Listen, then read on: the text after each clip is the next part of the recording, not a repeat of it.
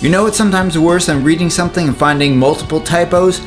Finding one typo. Think about it for a little bit. If I'm reading something and it's filled with typos, I kind of shift my expectations downward and I think, okay, they're not going for editorial accuracy. I'll pay more attention to the content, not worry about the form. But if you read something that's completely perfect except for one little thing, you think, they could have caught that. That's the only thing. They're human. But you know, you kind of wish they had gotten it absolutely correct. That's how I'm starting to feel about Konglish in Korea. Konglish as a whole isn't going anywhere. There will always be weird phrases. There will always be typos. But I feel like they're disappearing every day. And also the types of typos are getting less severe and less amusing. I think I mentioned this a while ago, but I have two feelings about Konglish. On one hand, I enjoy it. I find it amusing. Yes, I laugh at some mistakes, but I also find it interesting when people come up with words, terms, phrases, combinations of words that I never would have thought about as an English speaker. And it's those moments where I really appreciate Konglish. On the other hand, I find a lot of it to be just flat out wrong and sometimes abusing the English language. I feel the same way about native English speakers who call themselves professional writers and they make tons of mistakes. I don't laugh at people who are learning English whose first language is not English and who make mistakes, but I do laugh at advertisers who publicly post these big posters or commercials or stuff that just have ridiculous English.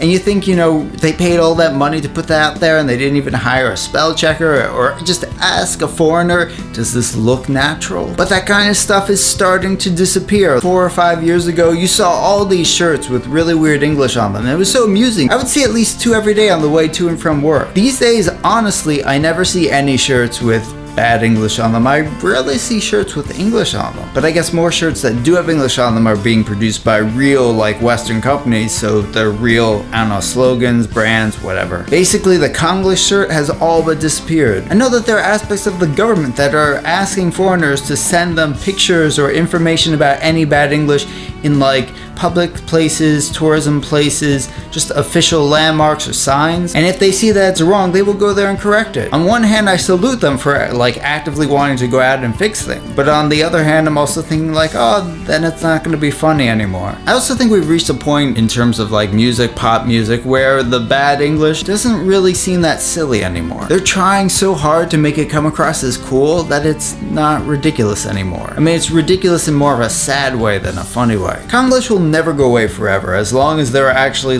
signs and advertisements in English-speaking countries that also say ridiculous things not on purpose. But on the bright side, Korea is really doing a good job, I feel, of trying to get English correct. Not all the time, but the effort is there and I appreciate it.